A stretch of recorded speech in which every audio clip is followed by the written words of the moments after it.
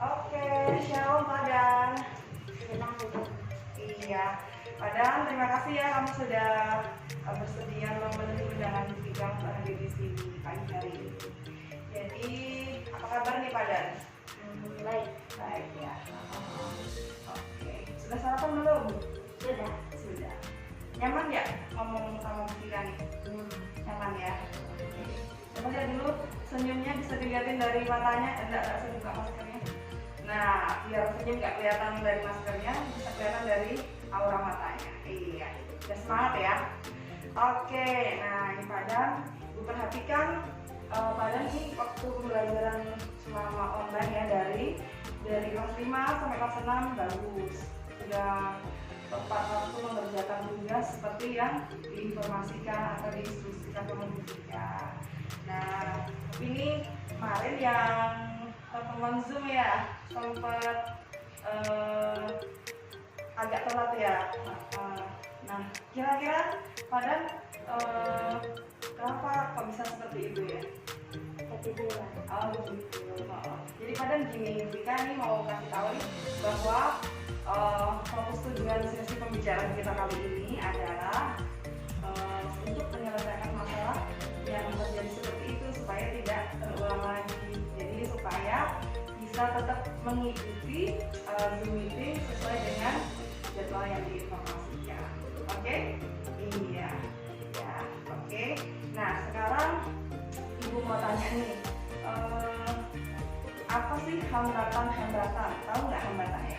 Penghalang kayak gitu. Hambatan atau penghalang Padan mengikuti pelajaran online, terutama waktu virtual meeting kayak Zoom atau Google Meet kayak gitu. Kira-kira apa saja hambatannya? Jaringannya kadang-kadang nggak bagus. Oh, jaringannya. Terus Cuacanya. cuacanya. Jadi nggak bisa kedengaran. Oh, maksudnya sering hujan ya, jadi kurang bisa didengar dengan baik. Suara Vika atau suara dari Padan? Dua-duanya. Oh, dua-duanya. Kadang-kadang hujan. Oh iya.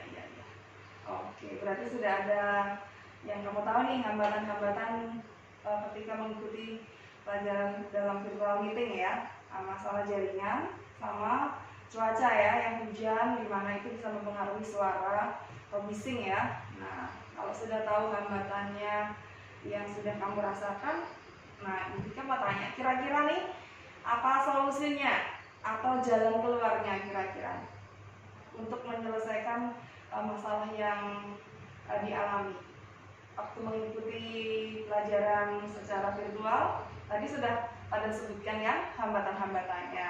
Nah, bagaimana nih caranya supaya bisa menyelesaikan hambatan itu? Kira-kira apa menurut Padan? Jaringannya bagus dan Iya. supaya tidak selalu hujan. Itu caranya gimana kira-kira supaya Berdoa supaya tidak hujan dan berdoa juga supaya jaringannya tidak rusak. oh gitu. Nah, contoh caranya misalnya jaringannya lagi nggak bagus gitu ya. Kadang ada di tempat ini bagus, ada yang enggak. Nah, kira-kira kalau menurut pendapat Padan nih supaya sinyalnya lumayan bagus terus gitu gimana caranya? Dia biasanya cari yang kuat. Yang kuat ya, biar bisa ikut pelajarannya dengan bagus ya. Kemudian kalau untuk mengantisipasi ini cuaca,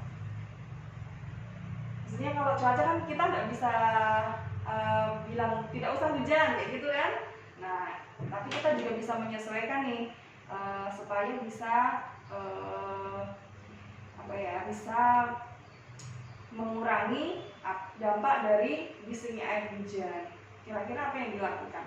Biasanya cari tempat yang tidak deras sedang hujannya, supaya tidak kedengaran. Oh gitu, maksudnya tempat yang lebih sepi gitu ya, jauh dari suara air hujan. Ada lagi nggak kira-kira yang bisa dilakukan selain itu?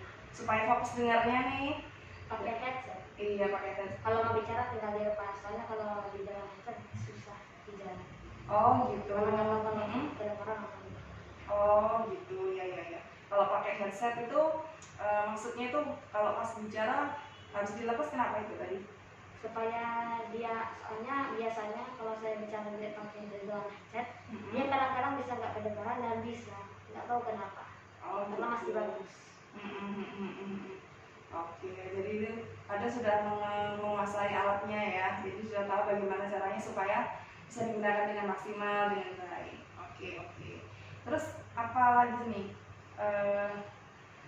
solusi dari permasalahan tadi? Contohnya waktu pertama kita bicara tadi tidak mengikuti virtual meeting dengan on-time tadi, gimana tuh solusinya? Setelah dikasih informasi langsung bertugas cepat. Oh iya. Supaya nanti tinggal sudah mau mulai langsung siap-siap.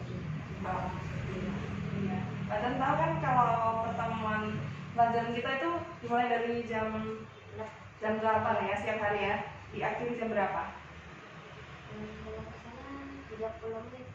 Oh itu per pelajarannya ya. Kalau yang sesi satu hari itu jam 8 sampai jam 12 ya. Jadi dari jam 8 sampai jam 12 itu Padan harus pahami bahwa disitulah waktunya kita harus standby atau siap gitu ya. Jadi kalau ada pelajaran biarpun nggak baca pengumuman sebelumnya sudah standby gitu. Iya. Jadi nanti tetap bisa mengikuti pelajaran dengan baik ya. Semangat kan mengikuti pelajaran? Iya, harus semangat ya. Oke. Sekarang Ibu mau tanya berikutnya. Oke. Bagaimana nih antisipasi? Nah, antisipasi itu cara untuk mencegah ya. Tahu ya, antisipasi cara untuk mencegah supaya kamu bisa mengatasi hambatan-hambatan itu. Kan ada hambatan nih mengikuti pelajaran virtual ya kan? Bagaimana caranya pada mencegah supaya hambatan-hambatan itu tidak dirasakan lagi, biar minimal kayak gitu. Gimana caranya? Kira-kira gimana? Mungkin waktu berkaitan dengan mengatur waktu gimana? Dia dibagi-bagi, misalnya waktu belajar jangan buat yang lain, masih setia belajar. Setelah sudah selesai belajar baru tinggal urus yang lain. Oke, nah terus untuk yang sebelumnya gimana? Sebelum misalnya nih pelajarannya hari Senin, kita hari Senin ya jam 8. Nah supaya tetap siap sedia jam 8 itu malam sebelumnya gimana nih supaya tetap bisa bangun pagi kayak gitu, kira-kira gimana caranya? Pakai alarm. Selain itu, selain pakai alarm, tidur malam cepat supaya bangunnya biasanya paling lebih cepat. Oh iya, tidur cepat. Padahal tahu satu hari itu anak-anak tidurnya idealnya berapa jam? Tahu nggak? 8 ya. Jadi kamu bisa sesuaikan. Misalnya kamu mau bangun jam 5 atau jam 6, biasanya bangun jam berapa? Bangun jam 5. 5 ya. Kalau pelajaran pernikahan dia biasanya jam 6. Oh gitu. Paling lambat jam 7. Oh ya, misalnya kita ambil jam 6 saja ya. Berarti 8 jam ke belakang itu jam berapa ya? Maksudnya kalau bangunnya jam 6 terus tidurnya selama 8 jam, itu kira-kira harus tidur jam berapa? Bapak sama bilang biasanya dari jam 9. Jam 9 ya. Kalau dari jam 9 ke jam 6 itu 9 jam. Bisa juga sih tidur 8 sampai 9 jam. Jadi nanti bisa jam 9 atau jam 10 untuk tidur ya. Jadi 8 sampai 9 jam. Berarti Padan udah tahu nih cara mengantisipasi supaya tetap bisa standby ya dengan bangun pagi.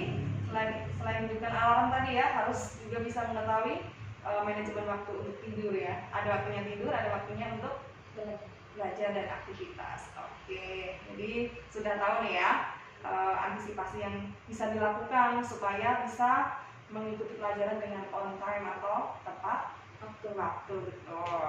Nah sekarang pertanyaan hampir terakhir nih. Terakhir seneng ya. Oke. Nah kira-kira dari apa yang sudah kamu bicarakan tadi, komitmen apa nih yang kamu buat? Komitmen itu bisa dibilang itu sebagai sebuah janji yang ada pada dirimu yang kamu buat sendiri yang nantinya akan kamu kerjakan. Tahu ya komitmen ya? Sudah tahu? Nah jadi pertanyaannya, komitmen apa nih yang Padan buat supaya bisa menjalankan rencana dari aksinya Padan tadi?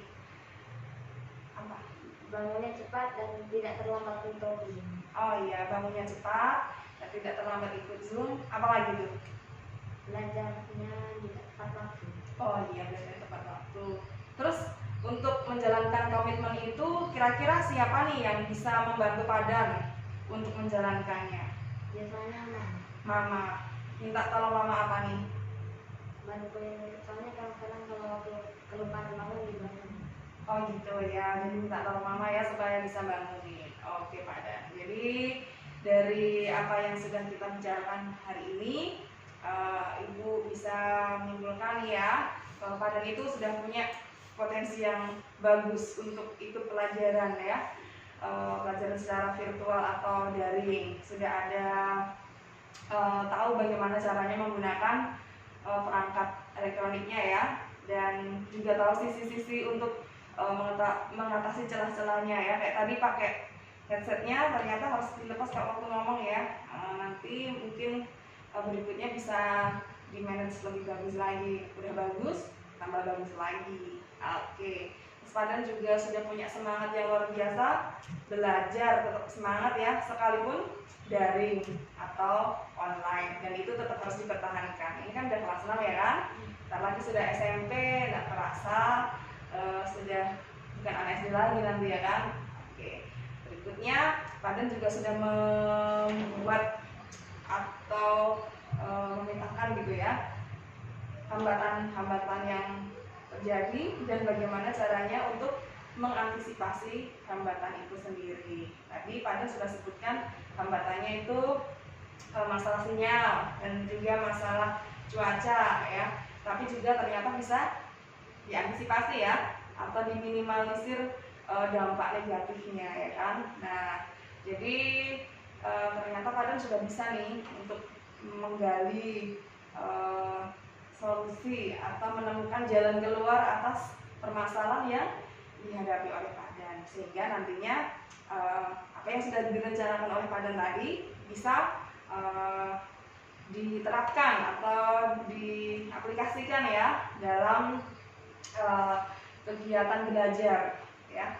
Semangat belajar, terus bisa memanfaatkan teknologi dengan baik, kemudian juga memanage waktu dengan baik atau mengatur waktu dengan baik supaya cukup waktu istirahat dan juga bisa bangun pagi dan datang dengan tepat waktu. Oke. Dan juga Padan sudah sampaikan komitmennya tadi ya, atau janji dari dalam diri sendiri yang dibuat diri sendiri supaya bisa melakukannya dengan baik, dengan tidur tepat waktu, terus mengerjakan tepat waktu, belajar tepat waktu juga, dan tetap semangat. Dan minta tolong mama ya untuk bisa mengatur atau mengingatkan jam berapa bangunnya supaya bisa tetap ikut pelajaran dengan baik. Oke. Nah, jadi Padan gimana nih setelah yang kita bicarakan hari ini? Apa yang Padan rasakan setelah membahas masalahnya, kemudian bisa membuat solusinya, gimana? Kira-kira perasaan Padan gimana? Gimana? Lega, enak ya. Jadi nanti apapun yang terjadi masalahnya bisa dicari jalan keluar atau nama lainnya adalah solusi. Oke Padan, hari ini pembicaraan kita sampai di sini. Terima kasih sudah mau sharing dan terima kasih juga sudah datang di sini ya untuk menyelesaikan permasalahan yang terjadi. Oke Padan, terima kasih ya. Tuhan Yesus memberkati. Shalom.